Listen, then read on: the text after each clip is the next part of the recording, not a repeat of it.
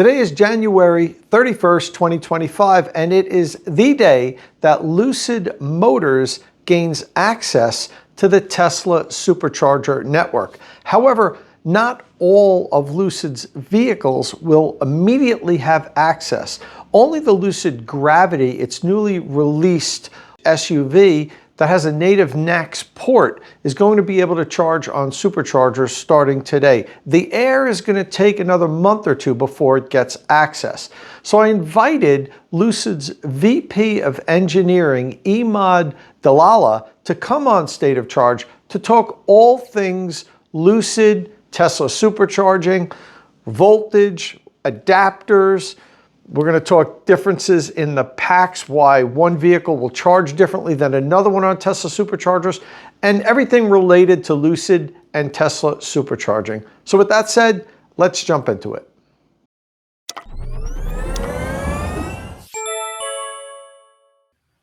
All right, so I'm here with Emad Dlala, VP of Engineering for Lucid. I've had a considerable amount of conversations with Emad over the years. He's one of my go-to guys. He knows about as much about electric vehicle engineering and charging as anybody out there. And he always takes the time to talk to me, explain things if I don't understand something, or just somebody that's been out there that's allowed me to pick his brain from time to time. And I really appreciate that. Thank you for coming on, Emad. And let's talk about Lucid. They got to supercharger access. You released a new vehicle. There's a lot to talk about charging wise. Well, thank you so much, John, for hosting me, and thanks, for this opportunity. Good to connect with you again as a good friend and colleague in this community, small community we live in electrical vehicle charging. I'm excited to talk about charging, Lucid, and maybe Gravity. Happy to be here.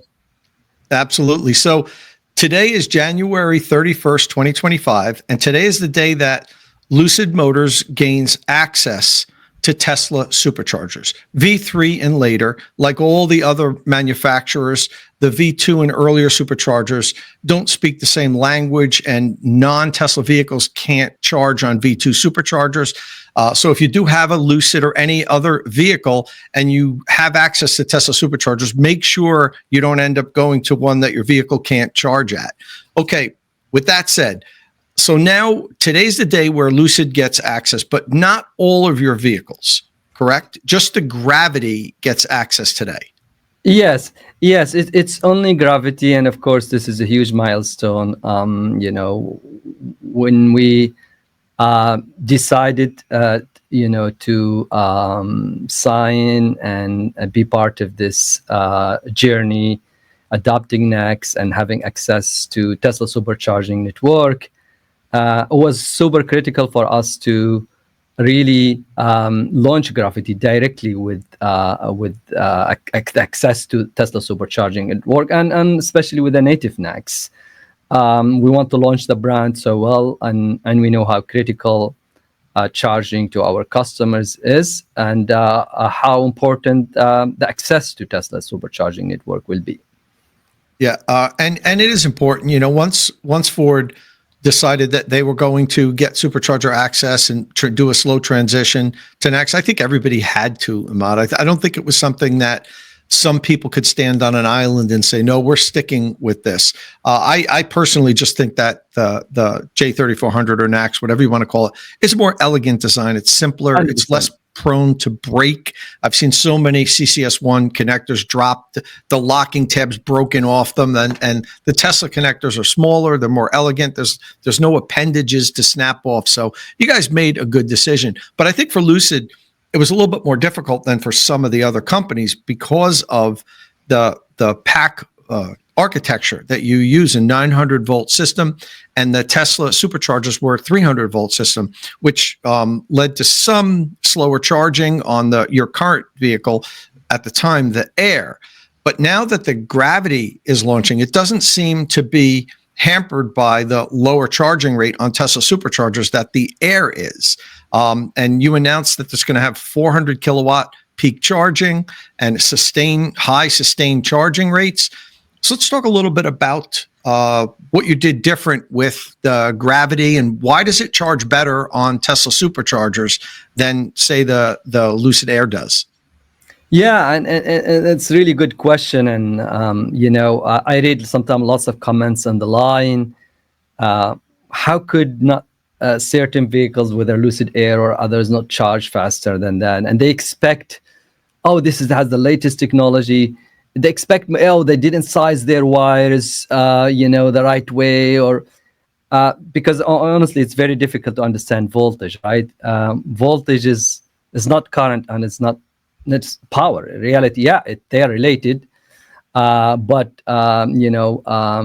compatibility with voltage is critical for the power to flow.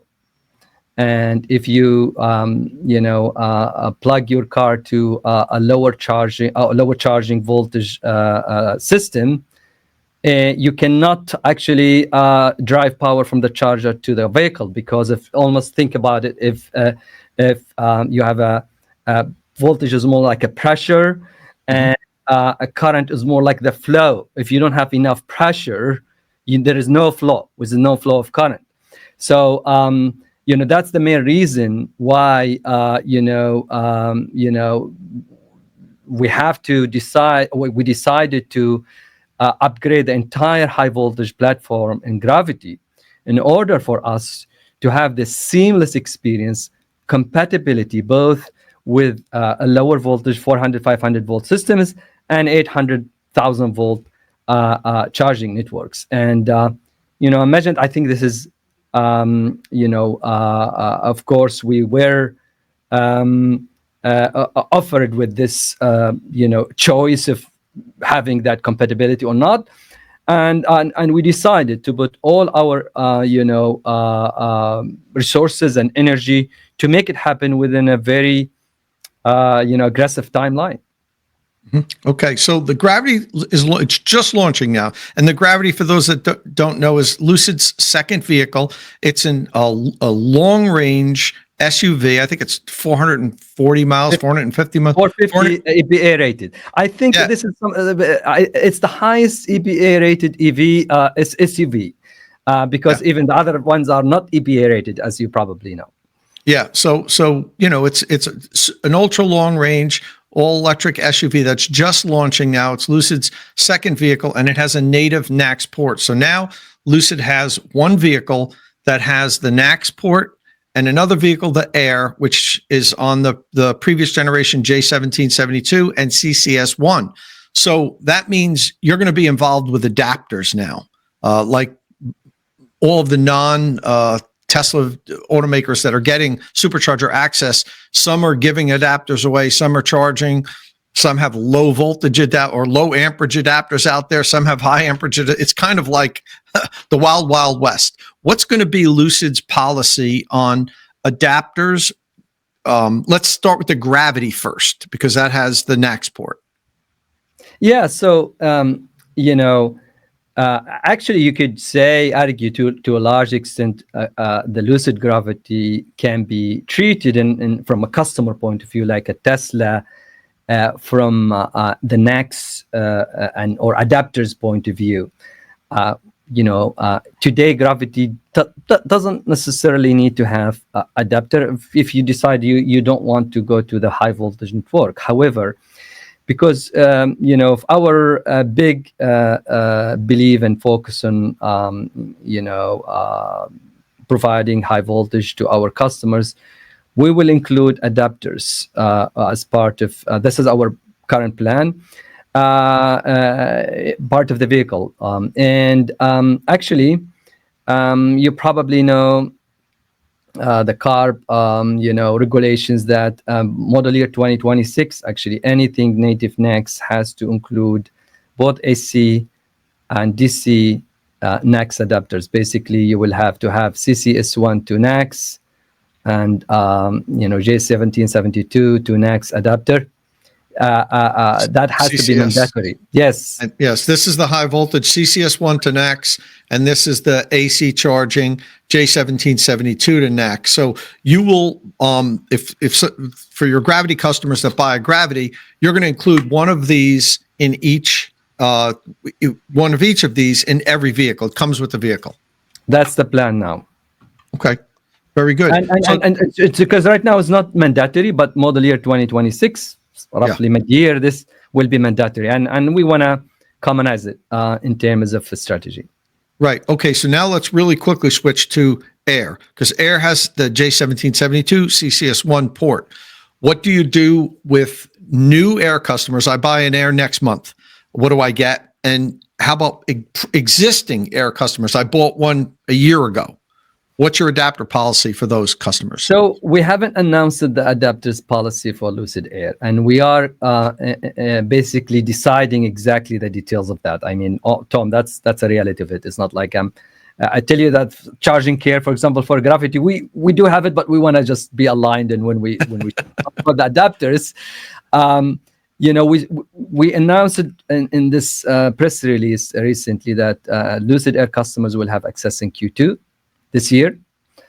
Okay, that's when they're going to get access to Tesla Superchargers. Yes. So there's no immediate need to have a policy for the adapters because it can't. Okay, I just want to explain that to the viewers. But surely, of course, we will provide adapters from Lucid. This is the plan of record, both for Air and Gravity. And we will, of course, it's the opposite, of course, for Air because it comes with a CCS charge port. So it's going to be the NACS, the CCS1.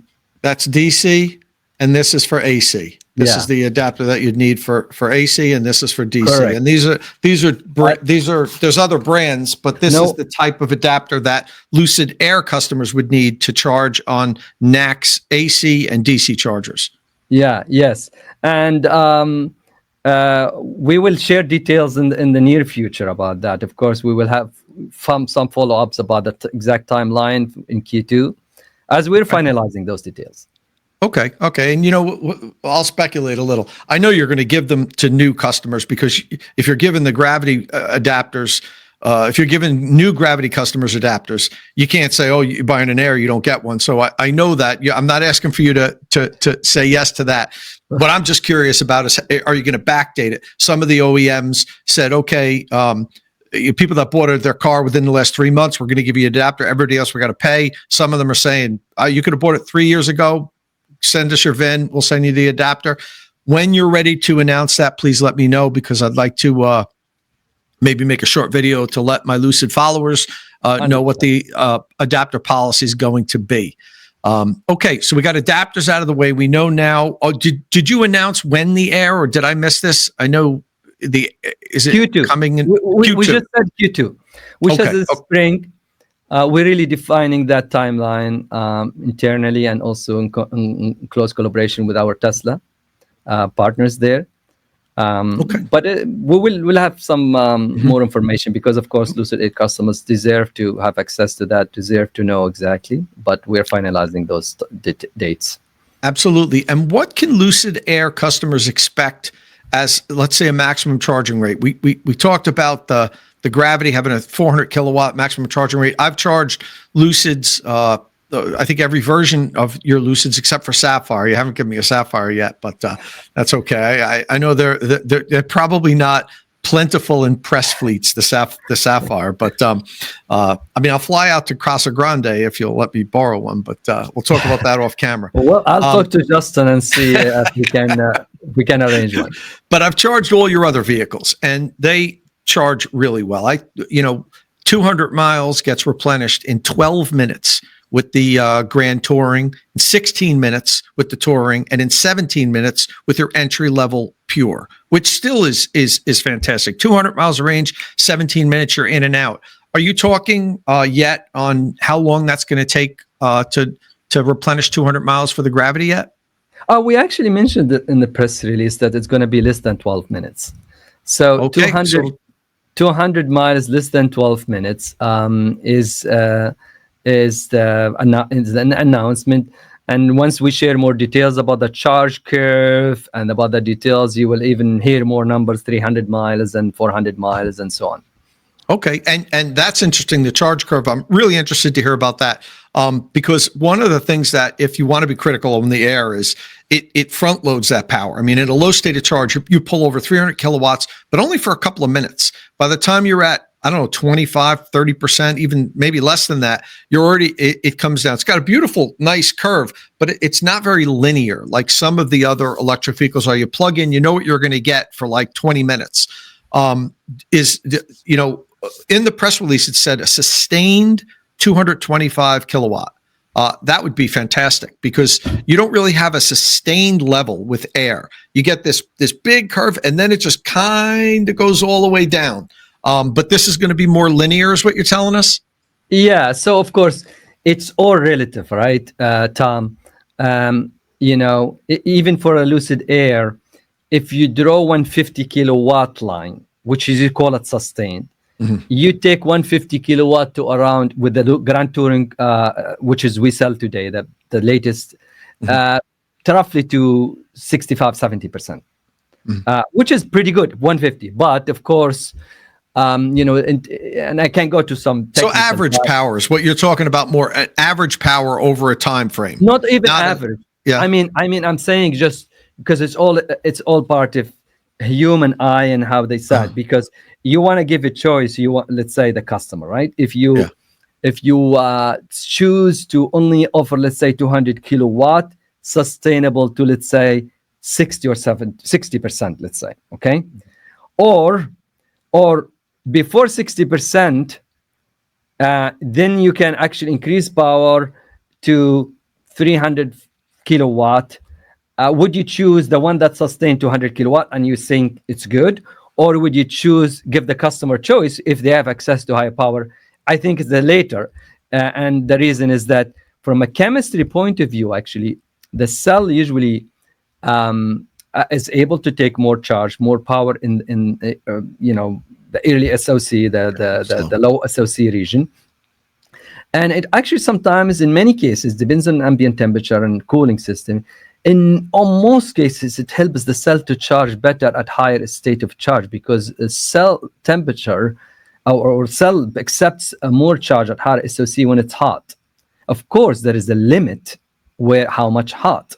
But if you can, let's say, keep the cell at 50 C, 45 C, you will get more charge at 60% than if it was 35 C. That's an interesting dilemma when we do optimization. But back to the gravity charging curve, the gravity really, and I mentioned this in my interview with Kyle, your friend, and our friend Kyle, that we really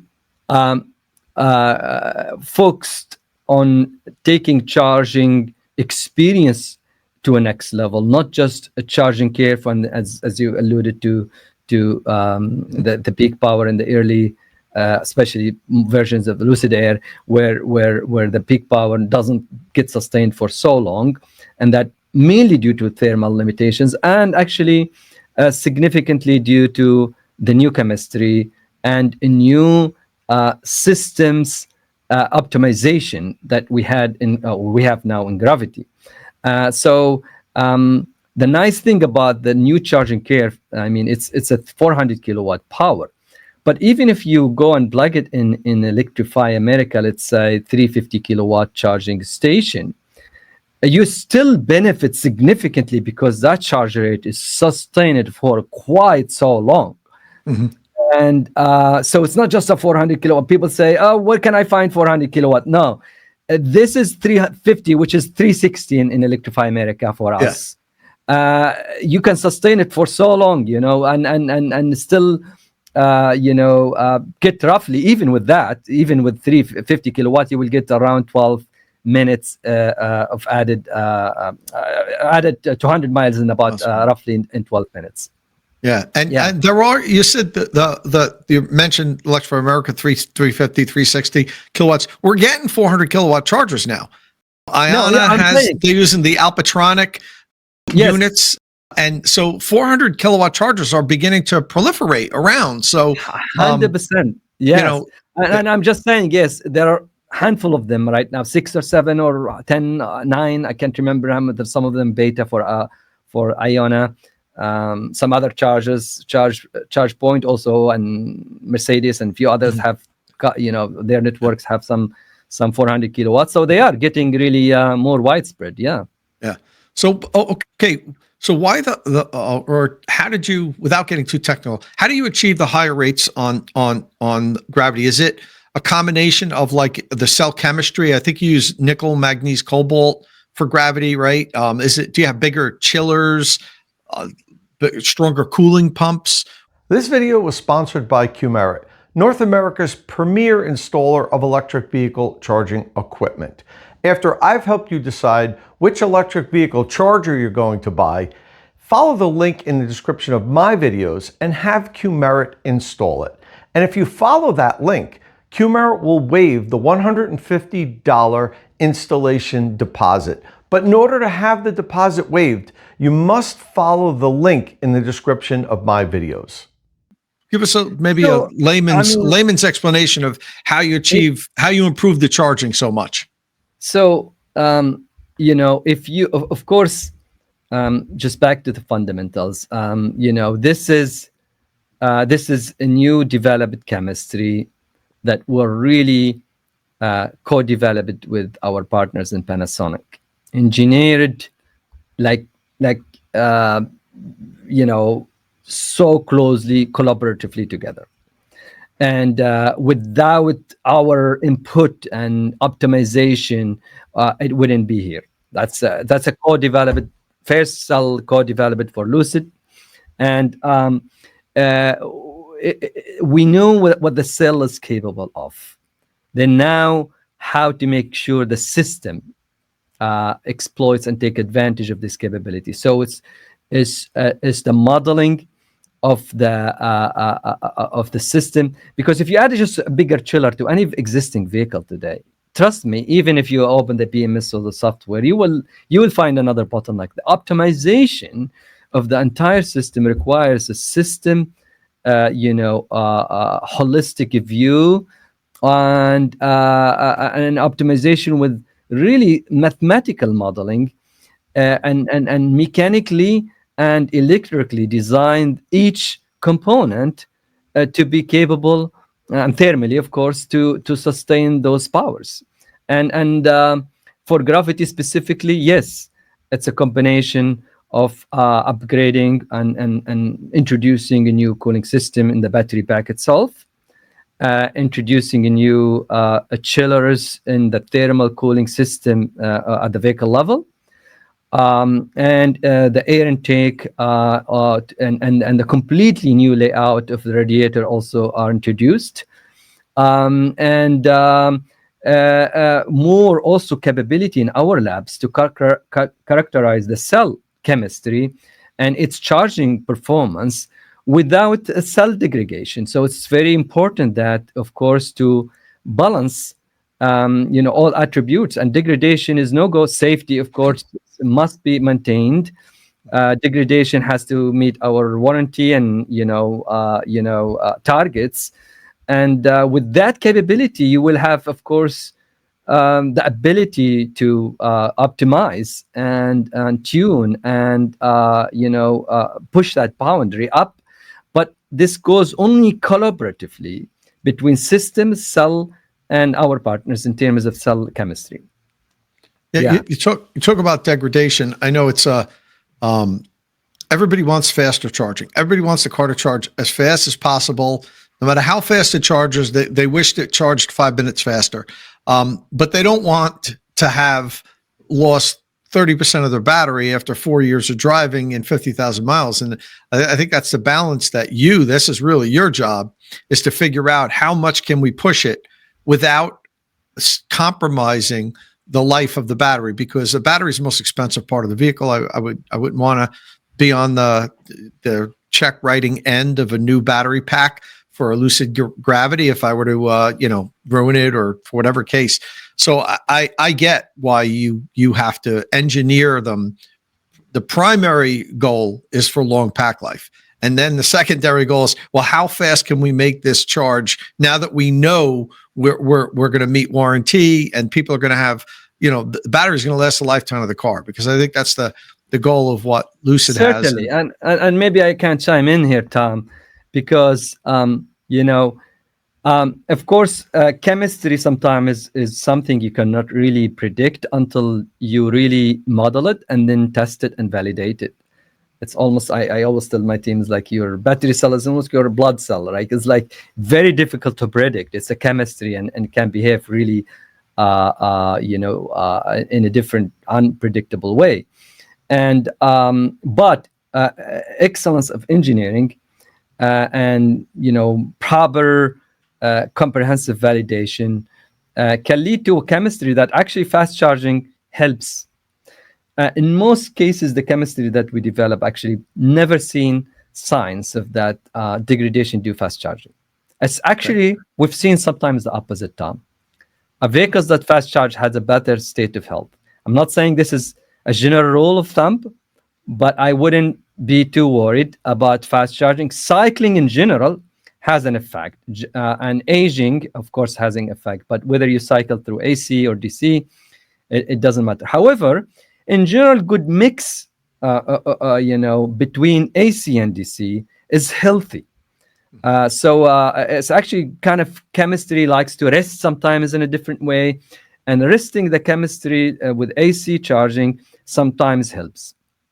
That's interesting. I hadn't heard anybody tell me that, but you have the data. You can see what your fleet of vehicles are doing and the battery state of health on customers that have DC fast charge frequently, ones that charge to 100% every day, ones that leave the pack at low state of charge from extended period of time, which is probably a bad thing to do. So it's interesting that you're saying with all this data, you haven't noticed any negative effects on your fleet of customers that have DC fast charge frequently. If anything, they seem to have better health. That's absolutely. Wow, and that might be the headline to this video.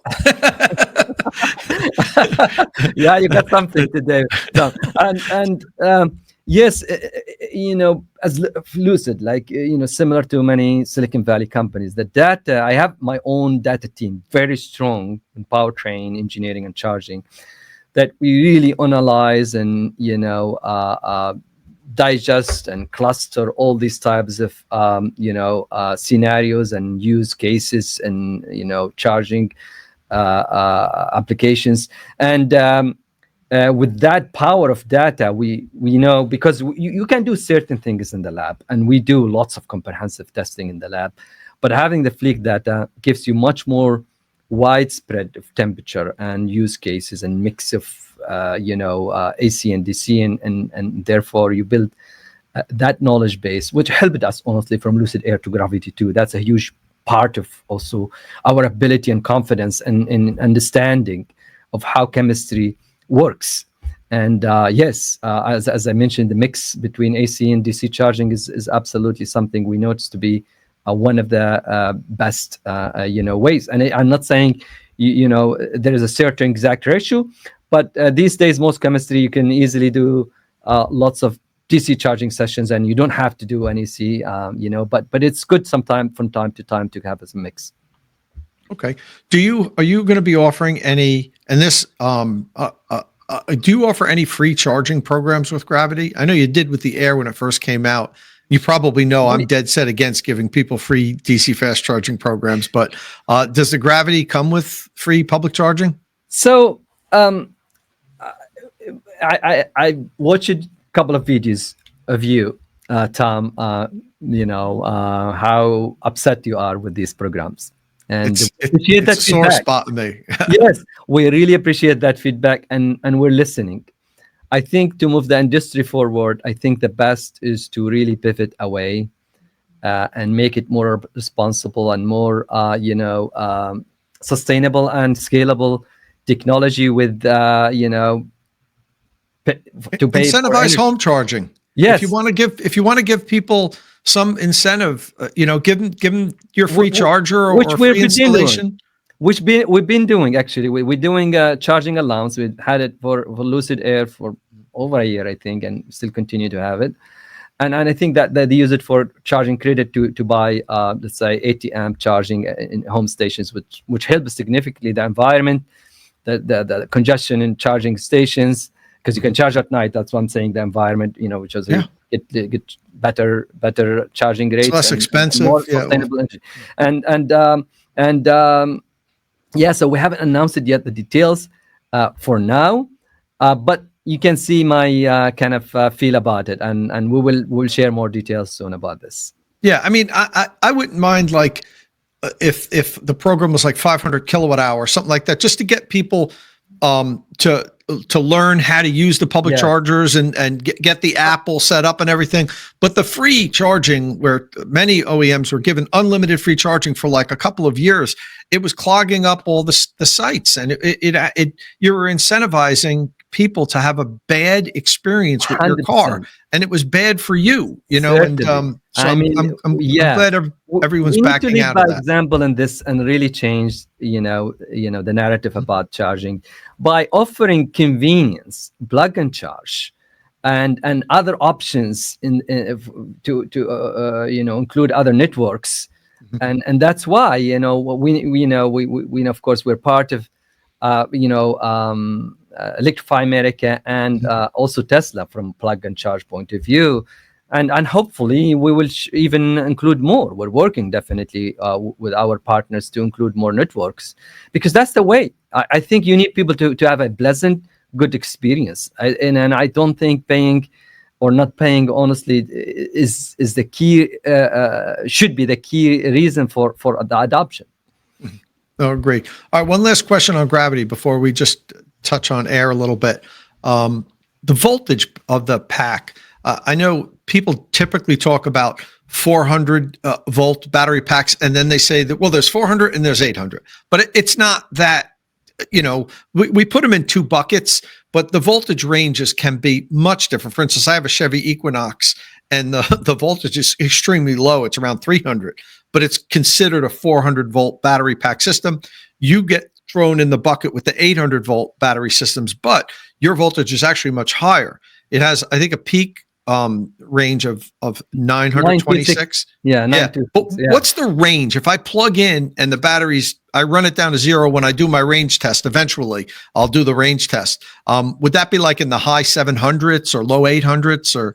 I think, yeah. So of course we use NMC chemistry or lithium ion, let's say, except for the LFP, they will have this a little bit dip. So the voltage of the cell goes to about 2.5 volt, and if you at the top of the voltage about 4.2 volt, you could do the math at 926 volt. You have about 222 in series. Again, it's technical, but I will come back to make it simpler. Okay. And with that, you will be at the lower 700 volt with the gravity pack at low SOC.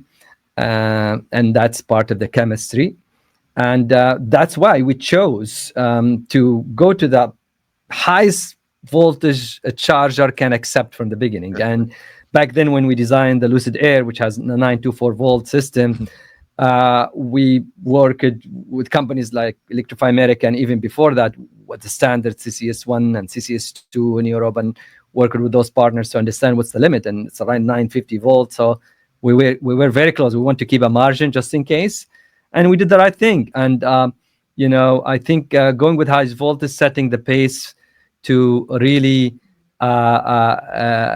charging faster charging and lower losses in the system is the way. And I think we want to lead by example in that arena too. Okay, so I figure it will. What's the maximum amperage it'll pull? 500 amps for? Yeah. Is that where you're at? It's at 400 kilowatt. Nominally, so it's interesting, right? How it works is that even at your low state of charge, 700 volt, that's when an open circuit. It's once you start pulling power, that voltage goes up because you're pulling power, and you have resistance as a system. So you end up with that almost even at low state of charge at around 800 volt. So you're pulling 500 amps to get 400 Kilowatts, kilowatt. Yep, 800 times 500, 400. Yeah. Yeah. Okay. Yeah. Okay. The math checks. Yes. Yes. Okay. So let's, before we take off, we'll talk a little bit about Air. The Gravity gets Tesla Supercharger access today, January 31st. Air is going to be in Q2. We're going to get an announcement sometime between now and then as far as the adapters go, with how Air customers can get an adapter or what adapters are going to be included. But let's just talk a little bit about, and I know we talked about this a little bit earlier, but let's just talk a little bit about what Air customers can expect charging on a Tesla V3 supercharger and on some of the new V4 superchargers. Okay, so I'd like this to come from you.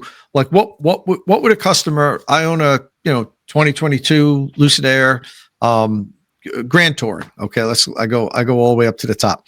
When I'm at a Tesla Supercharger, V3 Supercharger, I'm used to pulling 300 kilowatts at an Electrify America station. What should I expect to pull at a V3, and what should I expect to pull at a V4? Yeah. So for the Lucid Air, and I want to touch on Gravity if you allow me later as well. After of course, yeah, you could stay as long as you want. Yeah. So yeah, for Lucid Air, of course, we designed the system in 2017-18 to be compatible with all charging networks worldwide that's open, that's available with this ISO standard and so on. The Lucid Air is designed to be compatible with 400 volt and 500 volt charging legacy networks at 50 kilowatt peak, and but that back then there were the only networks open, and we honestly did the right thing with going with the high voltage, because we pulled the industry forward to adopt higher voltage, and you need that momentum. And with some other car companies also adopting this really led us to be in this position right now, where V4 coming with 1,000 volt and other many charging networks for Electrify America, others. But the magical, of course, also point is the transition to NACS, and with that, we going to offer adapters for Lucid Air customers to access Tesla V3s, but there will be limitation in power. Exactly. But, to 50 kilowatt, and that's 50 kilowatt. Around 45 to 50 kilowatt, depends on some voltage conditions and so on. Yeah. So it won't be. Air owners won't seek out Tesla Superchargers. If they have an opportunity to charge on a CCS station, they'll charge faster, but they'll be able to charge there, I think, which is good, because in some places that's the only option. So if you charge a little bit slower, and it's the only option. It's congestion. Sometimes just many stations you'll find Tesla next to others, and if it's congested, you can charge over next door. And if you want to take your family, and this is the reality, to a long road trip, you want to have that peace of mind. I think it's going to be really valuable to our customers, Lucid Air customer, existing customer, and future customers. And I think their vehicles also future proof, because V4 and others, we know they are coming. We will see the ramp exactly, but we have a great access already to 1,000 volt network, and it's going to be even better. For Gravity, of course, as I said, we had the opportunity to redesign the architecture, although very fast. I would say no other company, Tom, really would do this genuine, let's say, innovation and plus speed of execution. And we decided to really to do both, and having native NACS, 225 kilowatt charging rate sustained for really long, high in the SoC, and access to 350 and 400 kilowatt 1,000 volt charging networks. So honestly, it's going to be the best charging EV over there, in my view. And we did that also thanks to our in-house technology, right? So in order for us to be compatible with the V3, we have to redesign our drive unit to be compatible. And thanks to amazing hardware and software controls, and to do this within a really short time.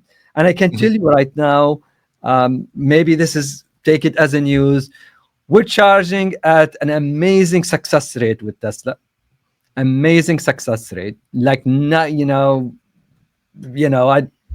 very close to 100%. Let me say that, which makes me so proud.